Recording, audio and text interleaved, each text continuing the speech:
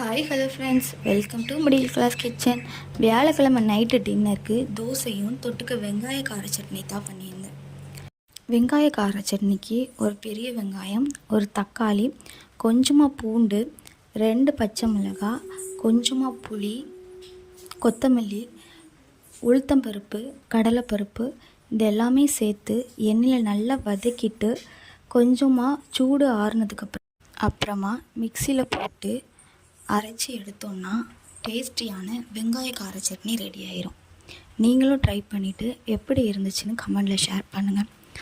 அப்புறமா தோசை ஊற்றிட்டு இருக்கும்போது எங்களோட குட்டி பப்பு நானும் தோசை ஊற்றுவாமான்னு சொல்லி ஒரே அடம்.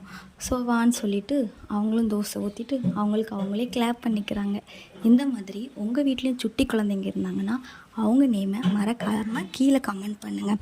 என்னோடய வீடியோ உங்களுக்கு பிடிச்சிருந்தனா ஒரே ஒரு லைக் கொடுக்க மறந்துடாதீங்க.